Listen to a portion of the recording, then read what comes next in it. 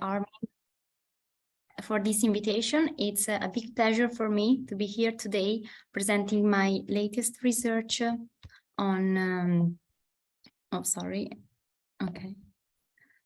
to present here my latest research, which is a joint work with Costanza Torricelli from the University of Modena and Reggio Emilia, who is here in the audience. This piece of research is part of my PhD thesis that I will discuss this February. And as the title suggests, this presentation is about the setup of an ESG optimal portfolio. And to do so, we apply this innovative model suggested by Varmats and others in 2022. So again, it is a great pleasure for me to present here this work in front of people that have proposed this model. First of all, I would like to highlight the state of the market about ESG investments. In recent years, investor attention towards ESG dimension has significantly increased, spurred by United Nations initiatives and programs such as the 2030 Agenda, the Principle for Responsible Investments, but also by historical events.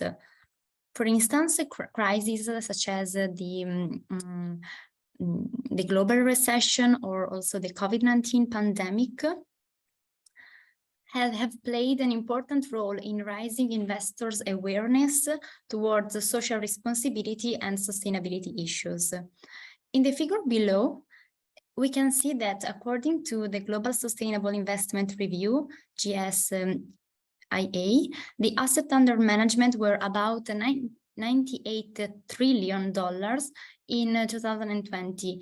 And within this amount, 35 trillions were about sustainable investments.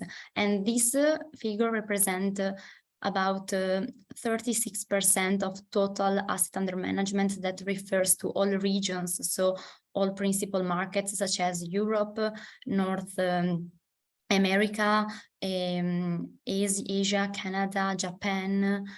And it is also important to see that the trend in global in this global sustainable investment is an increasing trend, and it confirms that investors want to introduce ESG assets into their portfolio.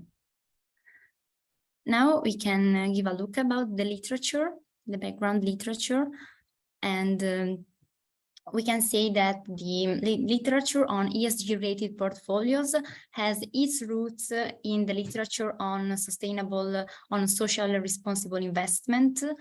And this literature has growing very fast in recent years, also spurred by the availability of ESG scores and rating that are provided by different agencies.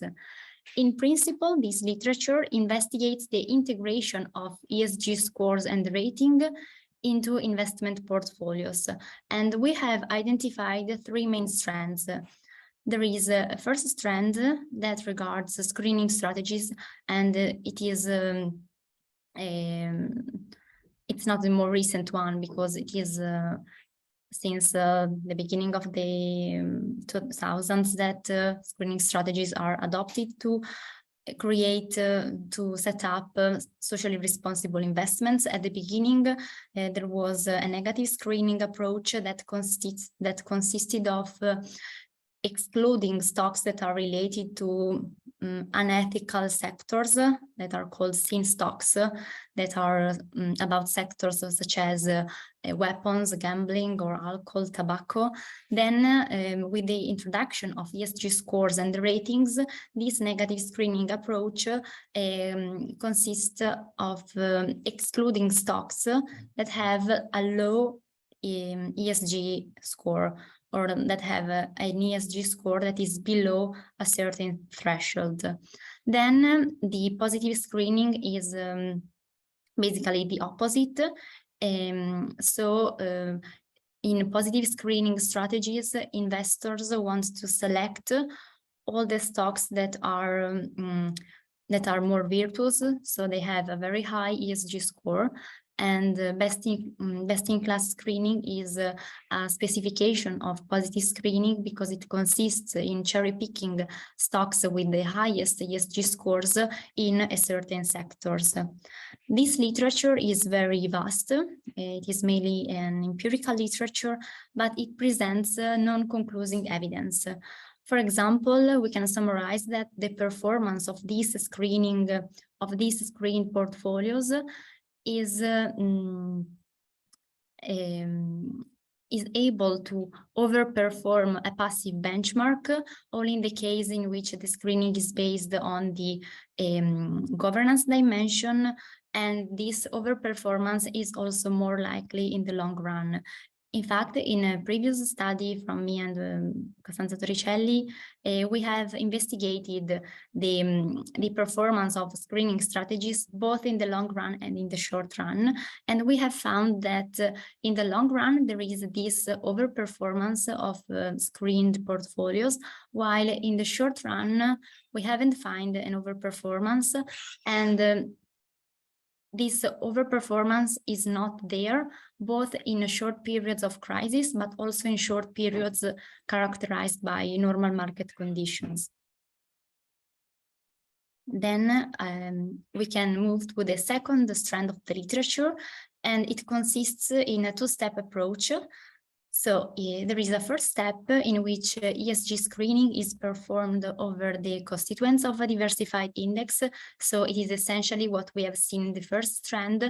But in addition, there is a second step in which an optimal portfolio problem is implemented with the survived assets. And this optimal portfolio problem is something that is related to traditional portfolio optimization techniques. And for example, it is an optimization problem that wants to minimize portfolio risk, as in the Markowitz model, or they want to minimize tracking errors.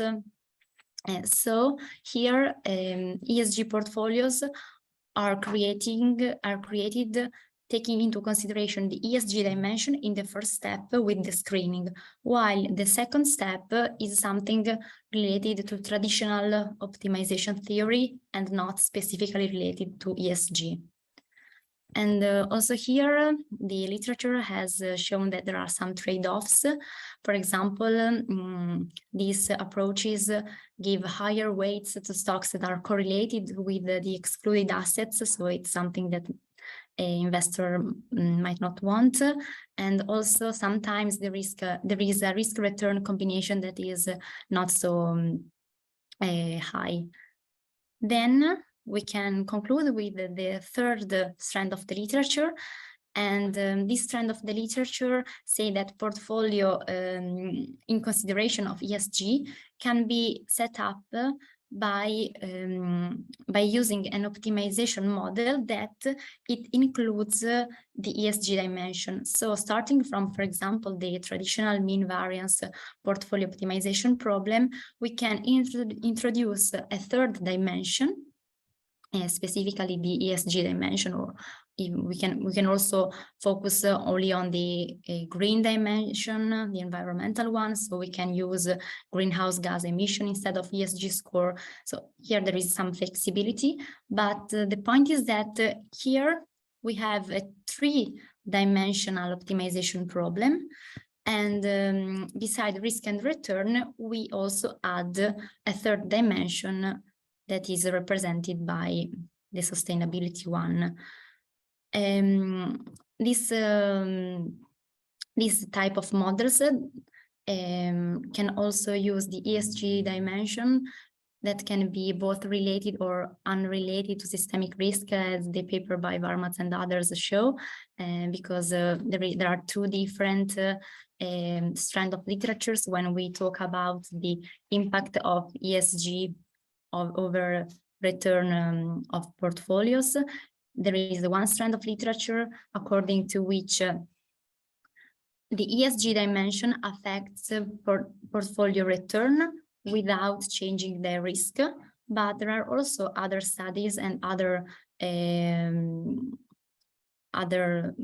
ideas that say that the ESG dimension of of a stock can change its return, but also the covariance between assets. So it also have an effect over the risk, on the risk of this asset.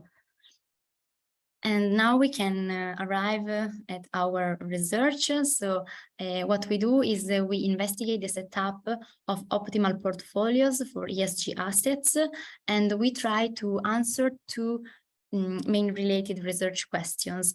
The first one is, are optimal portfolios with a high ESG score penalized by lower financial performance? So essentially, we investigate the relation between the ESG score of this optimal portfolio and their financial performance. Then the second one is, does optimal portfolio performance deteriorate when we focus on a negative screened sample instead of an unscreened one? So in the second part of our analysis, we want to compare two different strategies to set up a sustainable portfolio. So we, for example, use an optimization problem over an unscreened sample, but also what we also compare these results with the one that are emerging from an optimization model over a screened sample. So we want to see what is the effect of a screening over on the performance. The approach that we use, as I have anticipated, is the optimization model proposed by Varmats and others in 2022, and we apply it over both an unscreened and a negatively screened sample. Why do we choose this model? Because it is an innovative model and it presents four main advantages. First of all, it is characterized by lower computational complexity of the problem, so it is easier to implement, and it brings also to an analytical solution. Then, very important is that this model does not require the estimation of expected returns and the variance covariance matrix. This is important because sometimes the estimation of the variance covariance matrix is not so easy, and it also needs that the data set is balanced. And since we do not need the estimation of the variance covariance matrix, we can also implement this model over an unbalanced panel in which we have different assets that are characterized by time series of returns of different lengths. And this is something that is more realistic. Then this model substitutes investors' return risk and ESG preferences with desired levels of return risk and ESG score, because sometimes the identification of investors' preferences about return risk and ESG is something that is not easy to measure directly. While it is easier to ask investors which is their desired level about so the optimal level of ESG of a portfolio, for example, of what is the risk that they want for their portfolio, the optimal risk, the optimal return. Then the last advantage regards this flexibility of the model. In fact, this model is able to accommodate different return generating models. For example, we can assume that stock returns are described by a single factor model, but also they are described by multi-factors models, and the ESG dimension can also consider the risk factor or not. So it is this model is very flexible, and it can accommodate different assumptions of the return generating models. Okay, so now we can see the model and its derivation more in depth. And we see how the Markowitz mean variance model optimization problem can be extended by including the ESG dimension because of investors' preferences for sustainable investments. So we can see that risk-averse investors seek a portfolio that maximizes return, the expected return, and the ESG score of the portfolio, and at the same time it minimizes portfolio variance. And there is also this constraint that say that all the weights should sum 1. We can see here that the expected return, the variance covariance matrix, and theta that represents the ESG of the portfolio can be estimated from the data, while alpha, lambda, and epsilon represents investors' preferences over return, risk, and ESG respectively, and are more difficult to specify a priori because they should reflect investors' preferences, and as we have discussed previously, they are not always easy to be identified. Therefore, it is easier for investors to express their desired levels for portfolio return, risk, and ESG instead of their preferences. For example, we can focus on theta star, and it represents the desired level of portfolio ESG. So, for example, an ESG investor could say that he wants an optimal portfolio with, for example, an ESG score that is overall equal to 80. If we, for example, consider ESG scores that are that have a distribution from 0 to 100. Then, by using this optimal level, by using these desired levels for portfolio risk, return, and ESG, the optimization model can be reformulated by setting the desired levels as by setting desired level of portfolio return and ESG as linear equality constraints of the optimization program. And this optimization program aims to minimize portfolio variance. So this problem results in a minimization of portfolio variance, and we put the desired level of portfolio return and ESG as linear constraints. I want also to stress that the resulting optimal portfolio is then a minimum variance portfolio that lays on the efficient frontier and has exactly the desired level of return and ESG score as determined by investors' preferences. And so, starting from the optimization problem that we have just seen in the previous slide, Parmats and others propose a reformulation that brings both technical and practical advantages, as we have underlined before. They start by assuming the validity of a single factor model for asset returns. And for instance, here we consider the case in which ESG score of a stock can affect the stock return without affecting the covariance structure among assets. So equation 4 represents this single factor model. And if we focus on portfolio variance, we see that it can be rewritten as a function of market risk and residual risk. So we can see here that in this case, ESG doesn't change portfolio variance, but it has an effect only on the return. This is what we have assumed. It is the easiest case, but of course, as we have seen, the model is able to accommodate also other assumptions. Okay, therefore, the model proposed is a simplification of the optimization model, and it introduces constraints about investor desired portfolio beta and ESG score. These two constraints determine portfolio desired level of returns. And moreover, the portfolio beta does control for market risk. And so by introducing a constraint about the desired portfolio level of beta, we see that the optimization becomes a minimization of residual risk.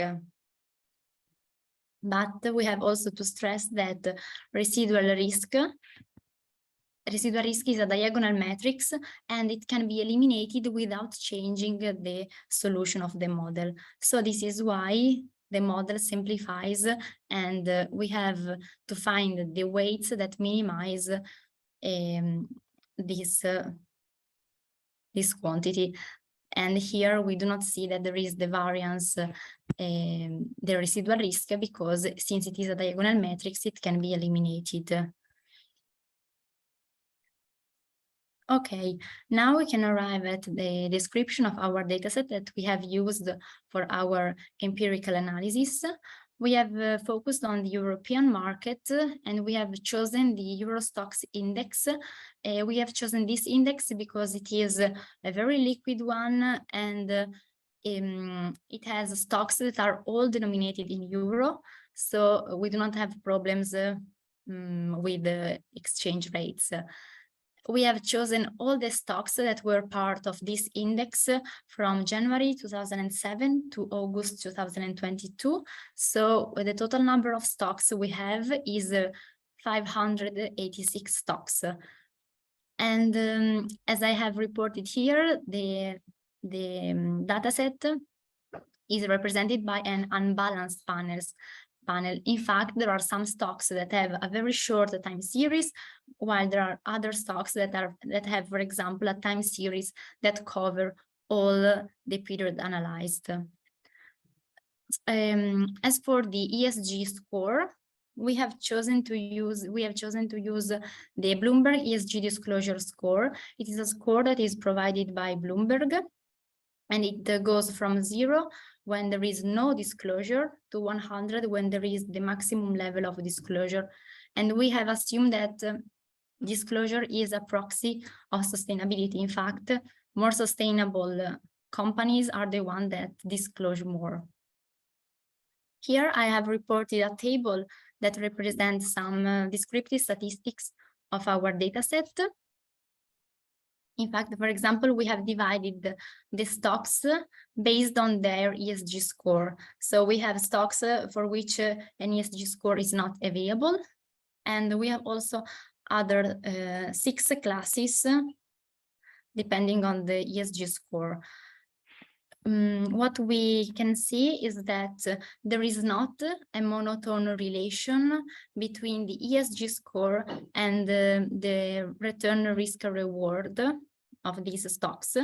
In fact, we have the higher mean standard deviation ratio, for example, for the stocks that have no rating, and also for the stocks, yes, with low ratings, and then for the stocks that have a higher level of sustainability. So there is not a monotone relation. And I also want to highlight that there is a temporal distribution of ESG scores that has varied greatly over time. In fact, this is a table of statistics descriptives that regards the full period, but in our working paper we have also a breakdown focusing on sub-periods, and we have seen that, for example, in the first part of our period, so for example in 2007, 2009, the majority of stocks have no ESG score or an ESG score that is very low, while towards the end of the period, basically after 2015, we have seen that the number of stocks with a high ESG score has increased a lot. Okay, just a couple of words about the empirical methodology. What we do is that we implement the Varmats and others model to obtain optimal portfolios that are characterized by specific levels of both the systemic risk and ESG score, because we have seen that the model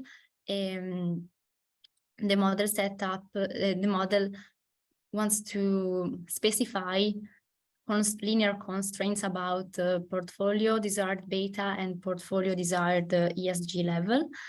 And to do so, we we consider 3 levels for the beta, 0.5, 1, and 1.5, and 5 levels of ESG. So an overall ESG score of 20, 30, 40, 50, and 60. Once we have found our optimal portfolios, we performed an out-of-sample portfolio performance, and the measure of performance we have chosen is the Sharpe ratio. That is a ratio between the return and the standard deviation of the portfolio. And then in the second step, in which we want to compare different approaches that are that brings us to an optimal portfolio, we evaluate also the performance of optimal portfolio when the optimization is applied over an unscreened sample. In fact, we performed a negative screening, and then on the assets that we have, we implement an optimization. But we use the 2 types of optimization. The optimization that is represented in equation 6, okay, this one, and also an optimization model that assume that asset returns are described by a CAPM. So essentially, it is an assumption that say that we do not want to set a specific constraint about a portfolio desired level of ESG. So in this second one, by assuming that asset returns are described by the CAPM, we consider the ESG dimension only at the screening level. Then we do not set any constraints about the desired level of ESG score of the portfolio. Okay, now we can discuss together the results.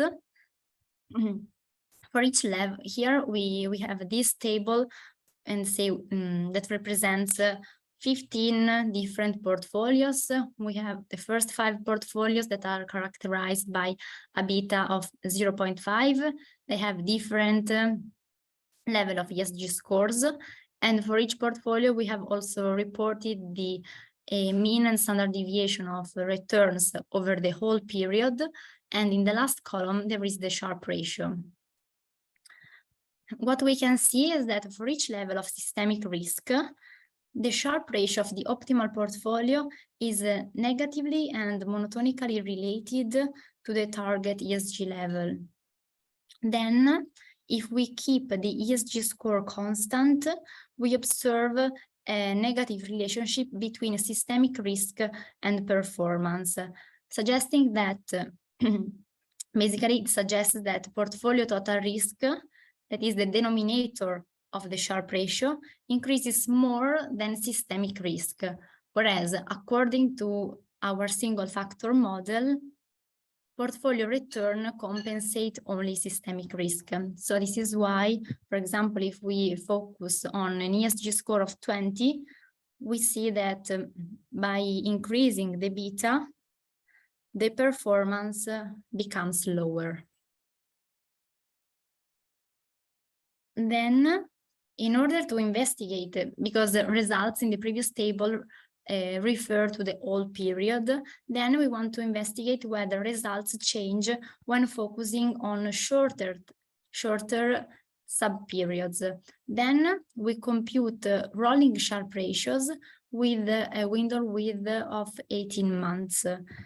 And in this figure, we can see that the line represented by the green color represent portfolios that are more sustainable. In fact, they have a higher level of ESG. They have a desired overall level of ESG of 50 or 60. And over the whole period, we can see that these green lines are most of the time lower than the other lines. So it represents that high ESG portfolios underperform the others most of the time. But then we can see these 2 periods that are in the circles, and they shows that the dynamics of the Sharpe ratio of these portfolios follows the market phases. So, for example, in these two periods that are characterized in the circles, we see that the market is bullish. So there is an upwards trend in the market. And in this period, the performance of more sustainable portfolio is very close to or higher than the other portfolios. While in more stable markets, there is not this overperformance or similar performance is not so clear. Then we can discuss the results that refer to the screened sample. So here we represent yes. Okay. Here we have results that refer to the whole period over a screen sample. I think that here there is a typo. It is not the CAPM, but here it is the case in which we consider the ESG dimension. So here we have also put a constraint on the desired level of the ESG portfolio. And we can see that when there is a screening, this screening causes portfolio to suffer from limited diversification. In fact, the Sharpe ratio is almost always negative, and it is lower than the one we have seen here in the case of unscreened sample.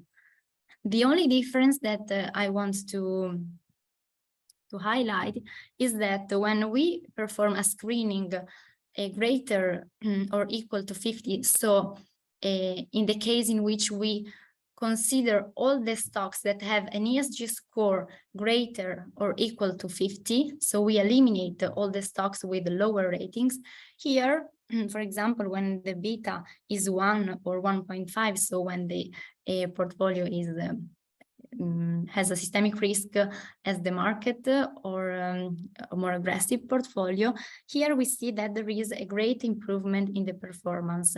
So it shows that the screening brings an overperformance when we select only very virtuous companies that have a very high ESG score. And it also reflects the structure of our data set, in which we have seen that stocks with the higher ESG score are also characterized by a very high risk return reward.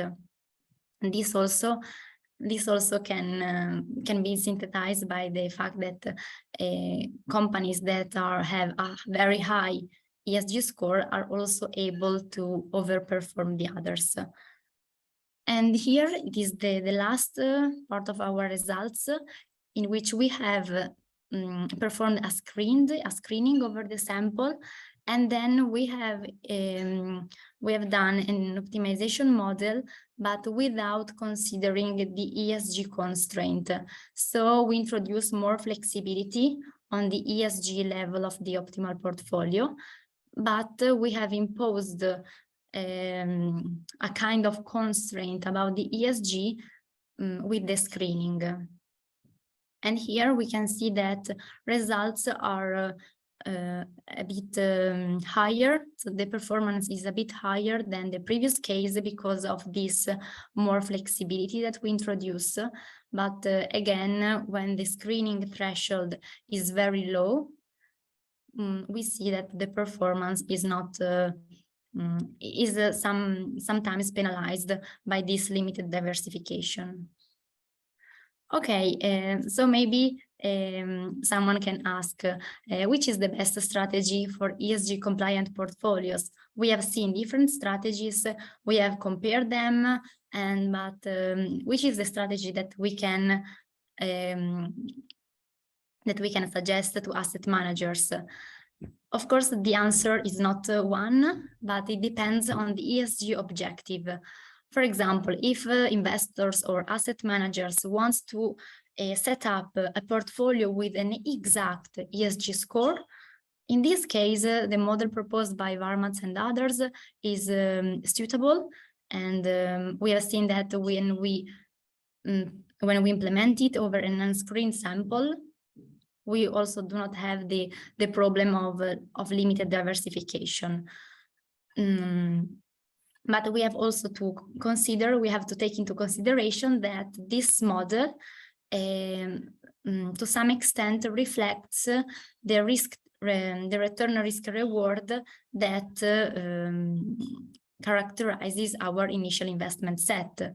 In fact, for example, our risk reward, return risk reward in our initial data set is not monotone compared with the ESG score.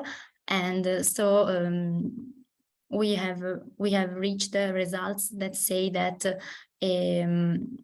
when we increase the ESG score of our portfolio, the performance reduces. While, for example, in the original study proposed by Varmats and others, they focus on a different data set. For example, they focus on the US sample, and their initial data set shows a monotone relation between the ESG score of stocks and their performance. So, of course, they have different results. And they have results that when we increase the ESG score of our portfolio, then the performance increases too. And when the ESG objective is different, for example, asset managers want to adopt a negative screening strategy because, for example, they want to exclude some stocks that are not in line with their view or with their principles. We can see that we can suggest them to use this model, but over a screen sample. Of course, they have to bear in mind that the performance of the resulting portfolio depends on the screening threshold. And we have seen that when there is a very high threshold, then the model proposed by Varmats and others with only a specific level of market risk is preferred because it gives more flexibility. But, and we have also to bear in mind that when the threshold is very low, so for example, we exclude stocks that have a rating that is lower than 20 or lower than 30, then we have a penalization for the lack of diversification. So we have to consider also this aspect. Okay, now I'm here at the conclusions, and I want to highlight the main takeaways. This contribution is about the relation between optimal portfolio ESG score and their performance, and we also implement a comparison between different approaches. In fact, we compare the case of screening with the case of an unscreened sample. The first takeaway is that regardless of the level of portfolio systemic risk, we have seen that the Sharpe ratio of the optimal portfolio worsens as the target ESG level increases. So we have seen this negative relation between ESG score of the optimal portfolio and its performance.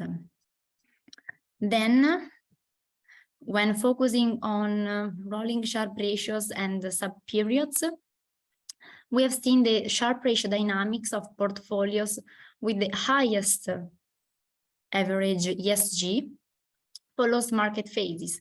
We have seen that it is very close to or higher than other portfolios in the case of bull markets, while it underperforms in stable or bear markets. Then the last one regards the screening, and when we adopt negative screenings with high threshold, it is the only case in which we have seen a superior performance with respect to an optimization of an unscreened sample. So it shed light to the fact that some companies are able to do good while being good. And okay, just before concluding, just a brief view of further developments. This analysis maybe can can also can be extended by considering ESG ratings provided by different agencies. We have used ESG ratings by Bloomberg, but in the literature, many studies use, for example, ratings from Thomson Reuters or from Sustainalytics. So we can also see how the use of different ratings affect our results. And this is very relevant because in the literature, there is this topic of the divergence of ESG ratings that is very up to date. Then we can also, for example, add more risk factors. For example, we can assume that returns are described by Fama-French 3 or 4 factor models. And we can also maybe include an ESG risk factor. Then maybe another development that we could do in the future is to apply the test proposed by Varmat and others to distinguish between the two views that are in the literatures that explain the relation between ESG, risk and return. Okay, so this is the end of my presentation. Thank you very much. And if there are any questions, I will happy to answer them.